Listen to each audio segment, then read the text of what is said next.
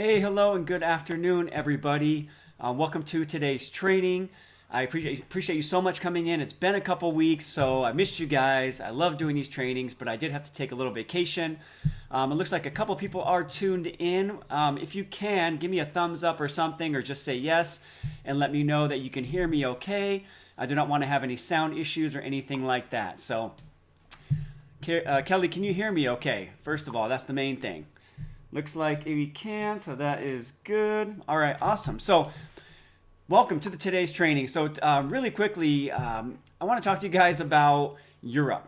Okay, so I visited Paris and Italy, and these two countries are probably two of the most beautiful, impressive countries when you really look at what they were doing 2,000 and 3,000 years ago with the construction and just even like the plumbing they had going on in Rome. It was just so amazing. So if you've never been to Europe, I highly, highly recommend it.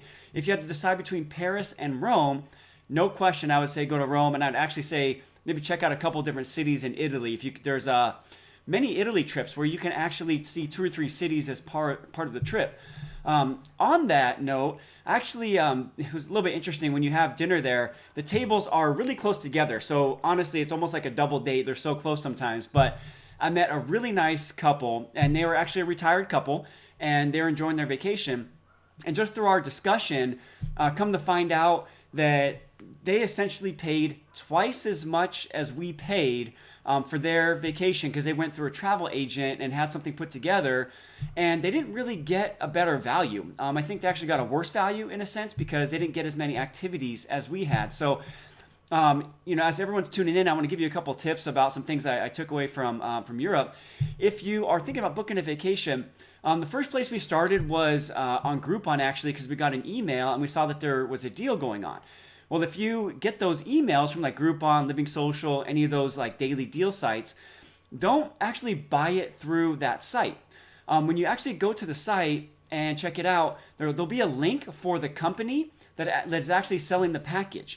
And so how we started was we saw it on Groupon, and then we clicked through to the link, and through somehow of the channels and the tunnels of the internet, we ended up on another site, and it was called EuropeanDestinations.com. And it was just such a user-friendly site. You can book 1, 2, 3, 4 countries, whatever you want to do.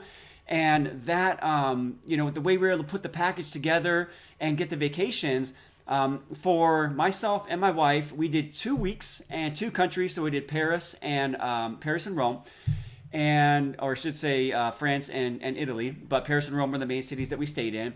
For 2 of us, for 2 weeks, with flights included, and they offered breakfast, the continental breakfast, which is actually not bad, just a lot of bread. I don't eat a lot of bread, so in Europe they eat a ton of bread. But altogether was about $2,200. So the couple that we were sitting next to, they paid over double that, and they got about 10 days. And so we got about 13 days total, of actual like nights in a hotel. It was a 14-day vacation because of travel. So if you are looking to travel to Europe, I don't make any money off this. I don't have any connections with them. I'm just telling you what I used. But EuropeanDestinations.com was a really good site to help us, get that all figured out. And as everyone's tuning in here, a couple things that I took away, because I spoke to a lot of people there. I'm one of those weird people that will just talk to random people that are locals, and I always try to find like where all the good local spots are at. You can rely a little bit on, things like TripAdvisor and things like that, but I think if you ask the locals usually where you're at, that's how you find the good places. But some of the things I talked about, since, what I do is help people with, finances and planning for retirement, and obviously, all the things we talk about here. And my biggest takeaway is that we are really lucky, regardless of whatever you think about the political climate, and I made it very clear that this group is not to be used for political arguments and all that kind of garbage. But when you look at the numbers, right, tax rates, different things like that, the options we have for retirement, we have it so good here.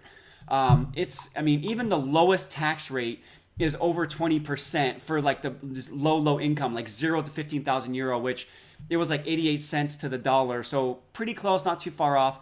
But even at the lowest income bracket, you're over 20%. So, if you're married now, we have 12,000 each person, and I think it's going up a few $100 going to 2019. So you guys have a really good opportunity here in the States. But I was talking to a lady there, and she actually was American. Asked her to take a picture for us. That's just kind of how it is there. A lot of people ask each other to take pictures instead of the couples taking one for each other. And what she shared with me is that she actually lives in North Italy. And she lives about a block from the beach and a really nice condo. She showed us some pictures of the area and her view, which you could see the beach, you could see the sunset. And she shared with me that, right downstairs, there's a lot of cafes, and you can get, a breakfast with a cappuccino, full breakfast, American style breakfast with a cappuccino for about €4. So it's about $5 a day. And what she ends up paying there is equivalent to about $500 a month. So for those of you that are going into retirement and you may be a little bit short on, maybe having enough money to cover living expenses here in the U.S., it may not be a bad idea to go check out something like Northern Italy there, because she lives only off Social Security. That's all she had. And I didn't get the exact amount, but we discussed the average amount's about $1,400 to $2,000. And she said, yeah, I'm in that range. And she lives very comfortable there. She had a little bit of a special situation because she had a close friend who worked for an airline, and she got the partner type ticket. And so she can fly back and forth to the U.S. for about $65 each way.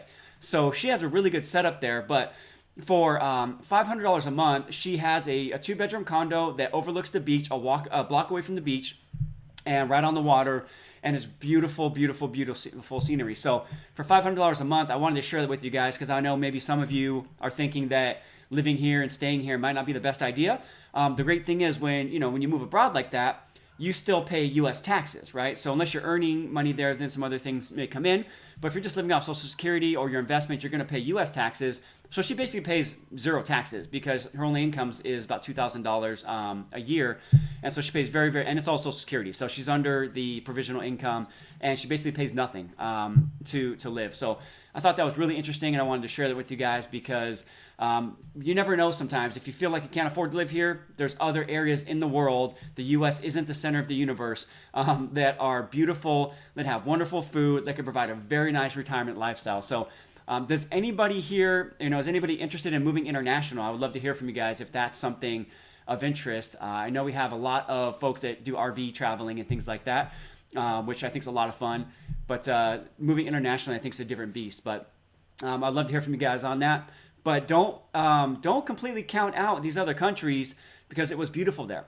The problem we saw is because of the high tax rates and because of, so for example, I talked to a small business owner, and this gentleman, he actually used to live here. So it was really interesting to talk to him. I'm going to try to bring him on and do an interview here inside the group. We connected on Facebook, so we're in process of figuring that out.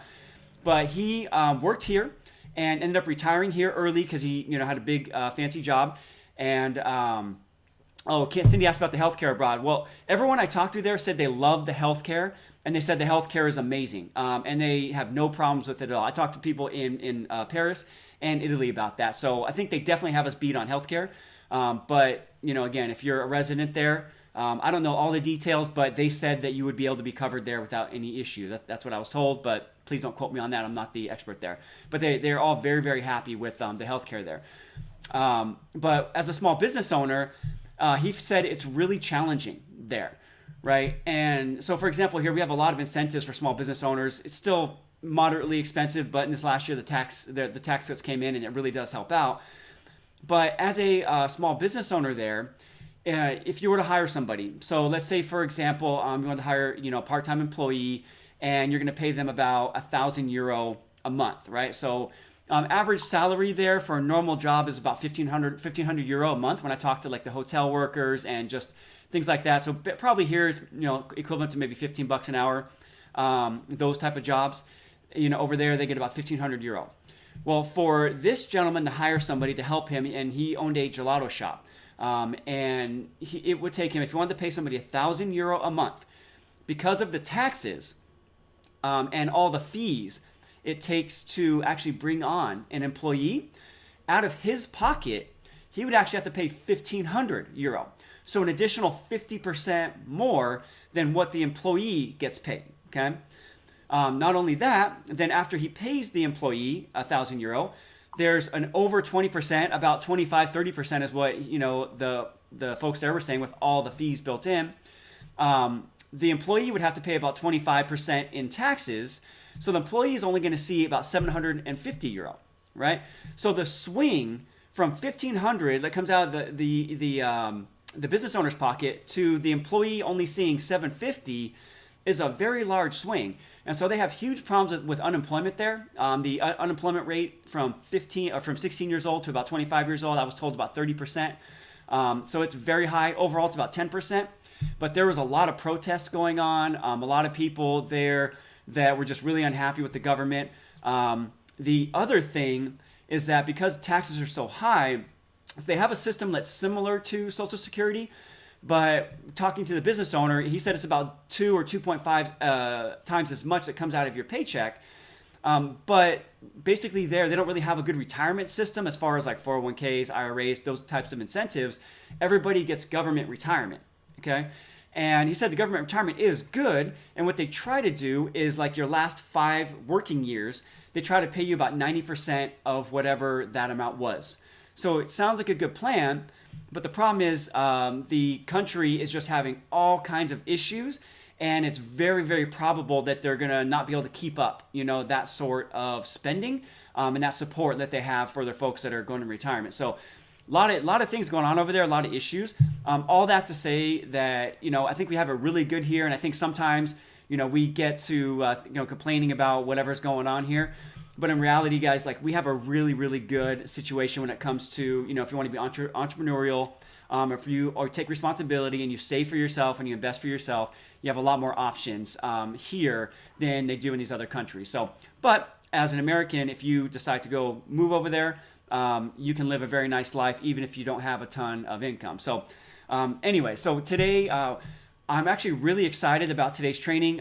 Today we're going to do part 2 of the sustainable income streams training, and this one I think is going to be probably one of the best trainings I've ever done because there's just so much discussion around this subject in this group, and I think there's some things that you've heard of before, but there's also going to be some things that I think you probably are not aware of, and I'm actually very confident you're not aware of, and you may be leaving yourself open to some missed opportunity and some missed returns when it comes to your retirement planning scenario. So let me pull that up real quick here. Let me add myself in the corner. And the title of today's training is, creating sustainable income streams in retirement, part 2. And we're going to talk about bucket strategy. So is anybody here using a bucket strategy, or have you ever heard of bucket strategies before for your retirement income? If you have, please say yes in the comments. I would love to hear about where everybody's at right now. And if this is something you've heard of, it is common, or if it's not common. And see what you guys think about that.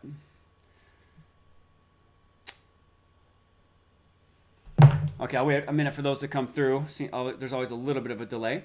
But so today we're going to talk about, bucket strategy. So essentially, but before we get into that, I should say, I want to recap on last week's training, or 2 weeks ago's training.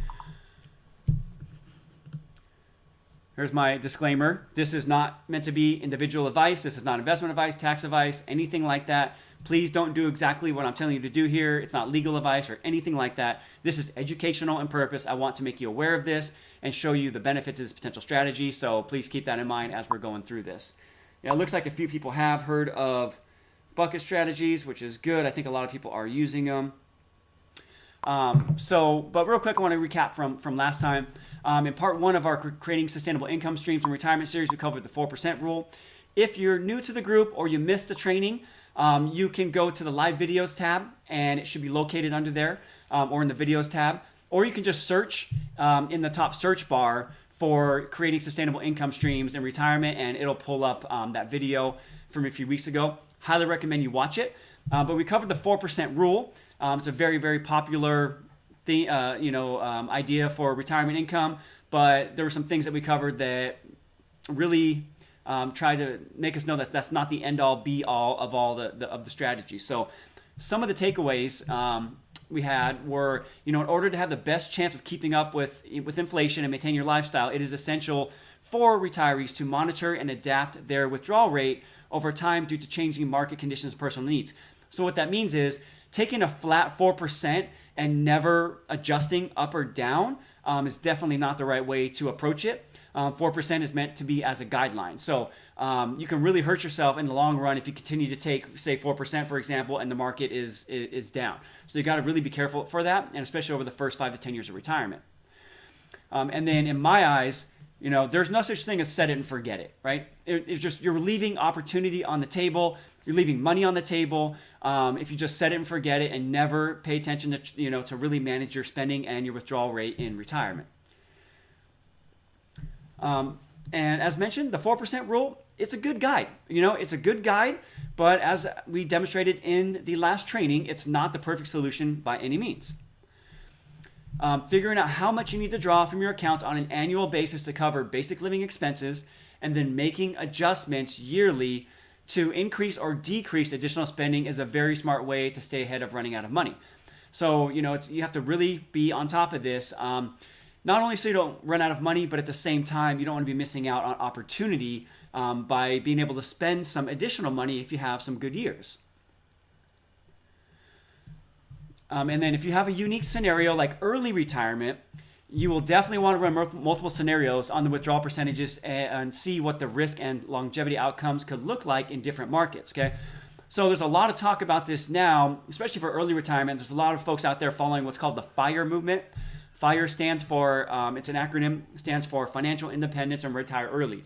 There's a lot of people that are, saving extreme amounts of income, like 50%, 70%, and they're retiring in their 30s, 40s, and early 50s.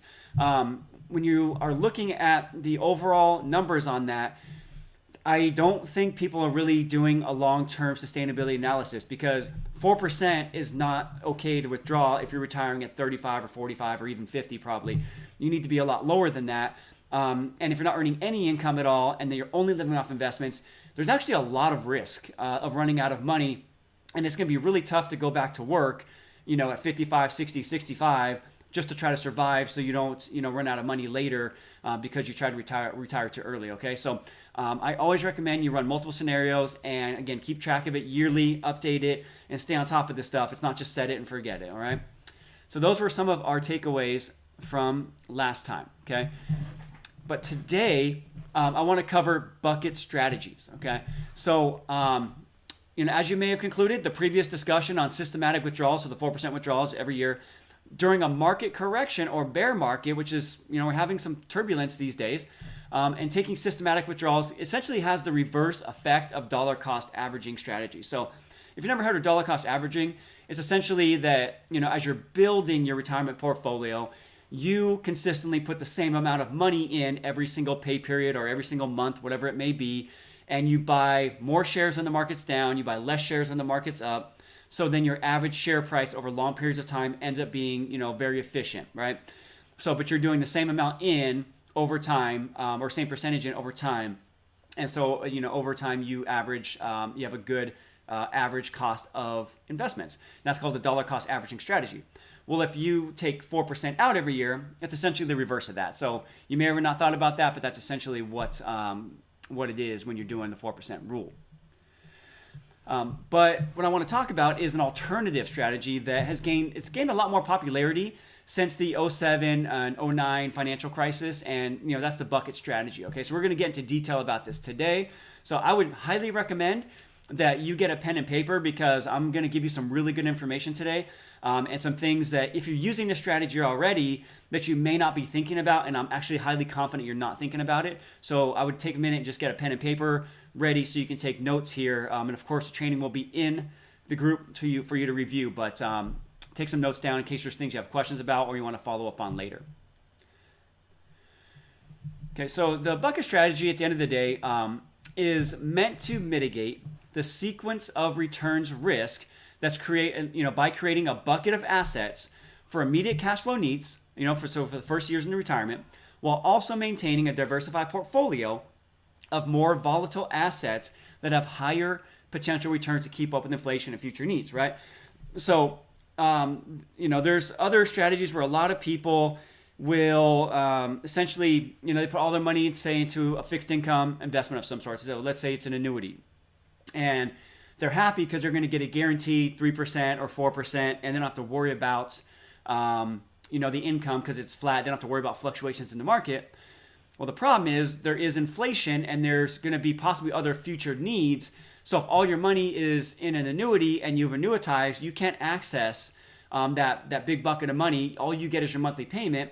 And then if the cost of living goes up, which it's going to, that's not really a question, then your income, your monthly income, isn't always going to keep up with that. So essentially your lifestyle over time ends up going down because you are on a fixed income. So the bucket strategy is meant to mitigate against that so that you can have some higher potential returns on some of your assets, but then you actually have some short-term buckets that will give you that really, really comfortable fixed income and guaranteed income that you know is going to be there over, say, 2, 3, 4, 5 years so that you can rest and sleep at night. So you're kind of getting the best of both worlds by following the strategy. I'm a big fan of the bucket strategy if you can't tell. Okay, but this strategy does recognize that retirees face different risks as they move throughout retirement. Most of the retirement research points to the first decade in retirement being the most crucial in determining whether a retirement plan will be successful. So there's a lot of research around this talking about sequence of returns risk, and that if in the first 5 to 7 or up to 10 years of retirement, we have a bear market or declining market, and you overspend, because generally in the first 5 to 7 years, that's when most retirees are having the most fun, doing the most activities, and really spending the most money probably, because it seems to be about after 7 years, spending declines. Well, you can have a lot of issues down on the back end if you do overspend and you have, say, a down market at the same time. So it's really, really important to really manage that first decade and be really careful with that. Excuse me.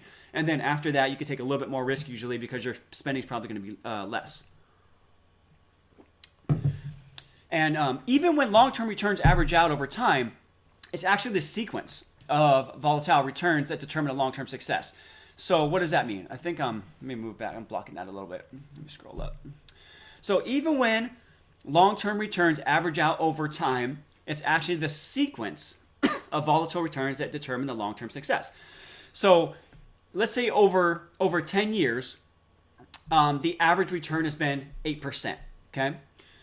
But let's say the first 3 years, for example, excuse me, I'm really choking today. The first 3 years, you had a negative return, right? But then the next 7 years, you had a positive return. And so over 10 years, you averaged 8%. Well, with that negative return the first few years, adding on top of that, covering your spending needs, that sequence of returns risk is very, very high, that it's going to impact your portfolio down the road. So even though your average return is at a certain place, it really does matter when those returns happen. So if you get a flat 8% each year, which is not likely, great. But most of the time, you're going to see maybe 12 in one year, you're going to see 6 in another, you're going to see 15 in one, you're going to see 2 in another, and it's going to average out to a number. But it's the sequence of those returns that determine your long-term success. So lower volatility early in retirement is actually better than trying to go for big gains early in retirement.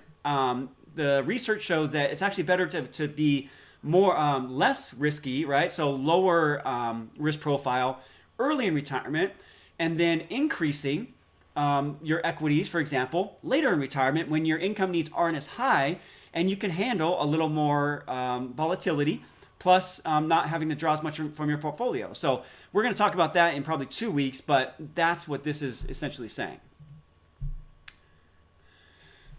So if the sequence of volatile returns is unfavorable, then there is a danger that ongoing distributions during the quote-unquote bad years early on could deplete the portfolio before the good years ever show up. So it's really, really dangerous that if you have a negative return early in retirement and you're drawing down, that could really hurt your portfolio over the long term. So you have to be very cautious with this. So having a bucket of safe assets to rely on is essential should equities experience negative returns during this period, right? So having your safe bucket for, say, the first 5 years of, or a 5-year bucket that you just keep maintaining at 5 years, and then beyond 5-year buckets that can be a little more aggressive to keep up with inflation is a really great way to manage this risk. And this is where the bucket approach may be advantageous over a strategy like the 4% rule. The bucket approach is, I think it has a lot more advantages actually than doing a flat 4%. Not only are you keeping track of it on a year-to-year basis, you're actually, and I'm going to show you, you're going to be managing and getting rid of the best things to get rid of. And then, at the same time, making sure you have your income coming in and not have to worry about it too much versus just taking a flat 4. Okay, so this is what it looks like. So, for example, bucket 1, okay? So your first bucket, you really want to have short-term, low yield, it is what it is with our low interest rate environment, but liquid investments that can be used to cover short-term needs. So here, an example, keeping 1 year of spending in a high-interest checking or savings account. A lot of checking and savings accounts right now, you can get 1.85, 2%, somewhere in that range, which is actually not bad for, guaranteed money. But your first bucket would be something like that, right? Just keeping it very, very safe and money that you can get on demand, not to worry about it for that first year. Okay, and then year 2, excuse me real quick, I'm going to move my screen. I'm going to make this a little smaller because it's blocking everything so you guys can see. Okay, hopefully that's better. Okay, so bucket 2, say for example, years 2 to 5, then you can use different financial instruments like CDs, short-term bonds, and other low volatility investments. So really this bucket, the second bucket, should act as a hedge against bucket 1. Bond ladders may be another good strategy. So, what that means is having different, bonds that mature at different maturity dates, and then continuing to buy, bonds each year to mature at the next year and things like that. So really having that ladder in place so that you have guaranteed income each year. That's another good strategy. But CDs are great, and especially right now, I think I'm seeing over 3% for CDs, so that's not horrible. Okay, and then you're going to have bucket number 3. Okay, so bucket number 3 is designed for years, let's say 6 to 10, for example. So, anything over 5 years, you could take a little more risk because there's been very, very, very few 5-year periods where the overall, market, if you're heavily invested in the U.S., for example, has been negative, right? And it's very, very few. So you can set up a bucket number 3 for years 6 to 10. And a good thing to choose is maybe some high dividend funds, right? Large cap stock funds can be good. Growth and income funds can be good. And then even some short-term bond funds, right? So those can be good as well to take care of, get a little bit more return, make sure you're keeping up or staying ahead of inflation, but not taking, a ton of risk.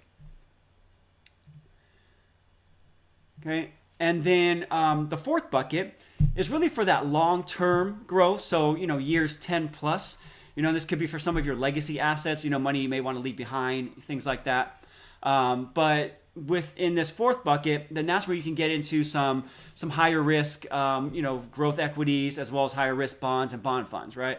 So making sure that you are still staying within risk tolerance guidelines, but if this bucket is set up for 10 years plus, short-term volatility is not going to affect you, right? That's not going to stress you out on a day-to-day basis. But over time, you're going to have this money growing for you on the long term that should return beyond inflation and what you're drawing off of your portfolio, hopefully. Okay, so in theory, this does sound like the best strategy, right? But there is a catch, okay? This is really important. So in practice, this can actually be difficult to manage, and I'll say if you're doing it the right way. Because you may think it's easy to manage, but you may not be doing it the right way.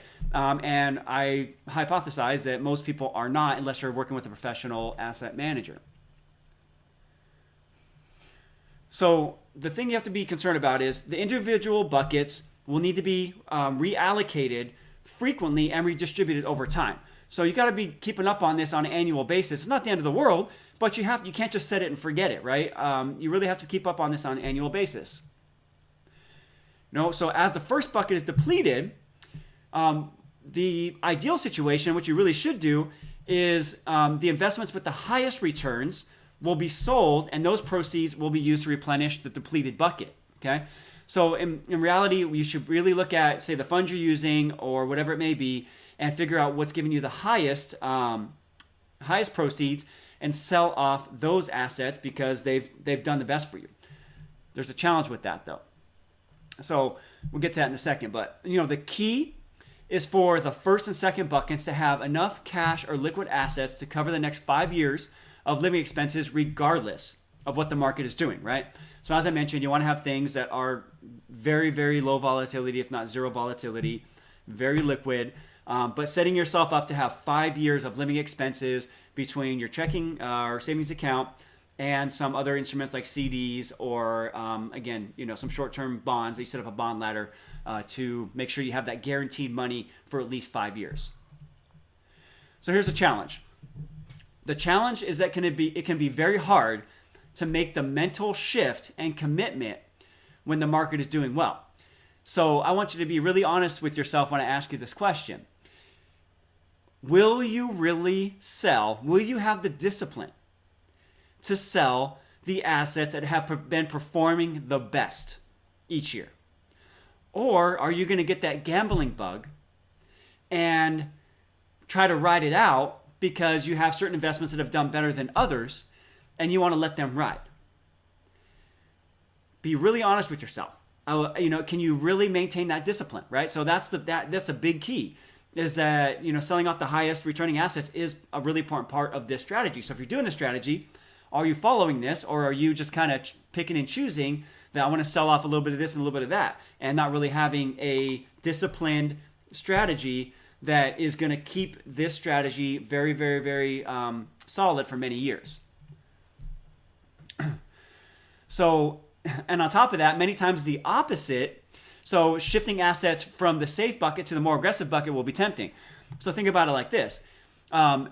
When the market was going crazy, right, after it started going back up for, after 09, and it started going up and up and up and up, like we've seen in the last decade, would you be able to maintain the discipline to not try to put some of your quote unquote safe money that's supposed to be there for 5 years, that you're not supposed to touch, that money needs to be there to cover income needs? Will you get tempted to put some of that money into the more aggressive buckets? Because if you will, and you won't maintain that discipline, well, then you're setting yourself up for a lot of risk that is not really necessary, and it doesn't go along with this type of strategy. So it does take discipline with this. And let's be honest, we're humans, right? We're emotional creatures. And so when we see something doing well, we want to do more of that. And sometimes it's hard to really maintain that discipline. And that's where, having a professional help you make sure you're staying on top of this and, taking advantage of this very, very strict strategy and not making mistakes is going to be really important for you possibly, okay? Because at the end of the day, that's actually going to undermine the whole purpose of the strategy if you're not following it with the format I'm teaching you today. This is the right way to do it, okay? And some of you may agree or disagree, but this is the data and this is the proper way to do it if you're working with a professional investment advisor like myself.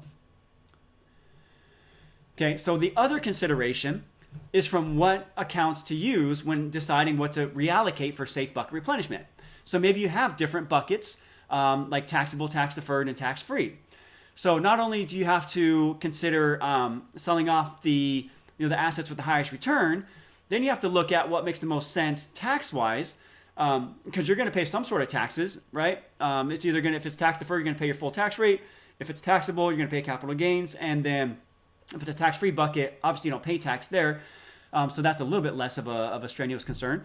But you have to look at where you're going to sell off money from, especially if you have the same funds or very similar funds in two different types of accounts, taxable, tax-free, or tax-deferred, because that can definitely be possible. So that's the other thing you want to look at when you're implementing the strategy. So for those of you that are implementing this, are you doing everything I'm talking about so far? Consistently, diligently, with perfect discipline. Be really, really honest with yourself, because if you're not, then you're not doing this the right way and you're putting yourself at risk. Okay, so even though there's a little bit more effort that goes into the strategy, I think the peace of mind and predictability of the bucket strategy can definitely make it worth it. In general, right, as long as I have a client with like a medium-sized risk tolerance, right, not like zero risk tolerance where they need to be a complete fixed income, I think this is a really good strategy, and I think you should really consider this I like it better than the 4% rule. I think the 4% rule it was made in the 90s. So a lot of things have changed since the 90s, and the expectations for the future when it comes to the markets, I think, are going to be a lot different than we've seen since the 90s. So I think we really, really need to be more active when it comes to making these decisions and not just hope and pray that 4%, lasts you 30 years or whatnot. So, but if you knew, for a fact that you had the next 5 years, exactly this much income coming in and exactly these interest rates, then it's going to give you peace of mind, right? It's going to let you sleep at night.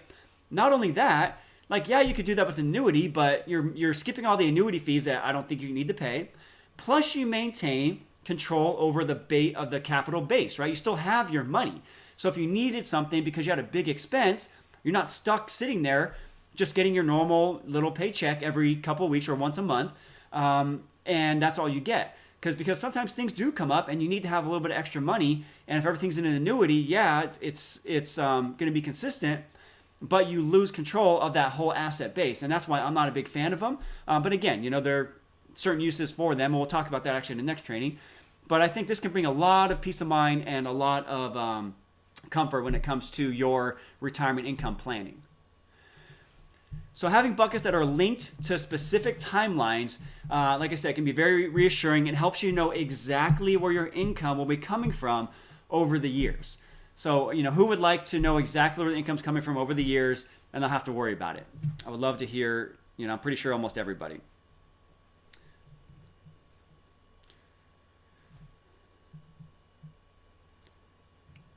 Okay.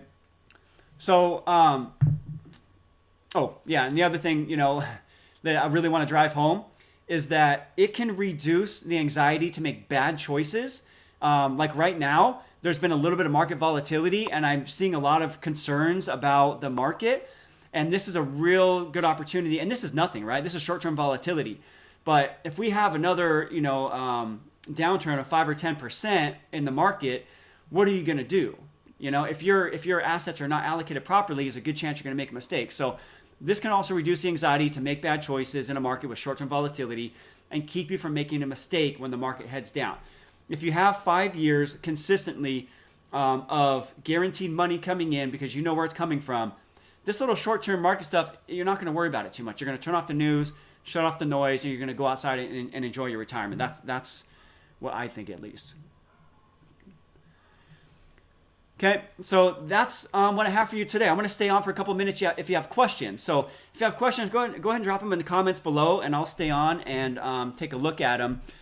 If you want to discuss for retirement or for a bucket strategy is the right thing for you, I'm going to put my link in the comments after the training here, and you're welcome to schedule an appointment. Just so you know, my first consultation is complimentary, so I'm happy to chat with you for no charge on that. But I'm going to drop that in the link after the fact. So what questions do you have about the bucket strategy that you'd like me to discuss? I'm going to stay on for just a minute and check comments here.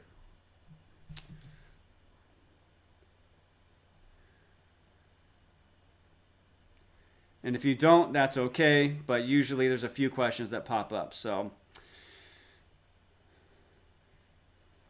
is anybody here using the bucket strategy? That's what I would like to know. If you are, I would like to know if you're doing exactly what I'm talking about here. So is anybody using the bucket strategy? Let's see if I can pull up comments here. This whole thing, let's see. I see people saying they've heard of it, not heard of it, not familiar, heard of it, a couple different things.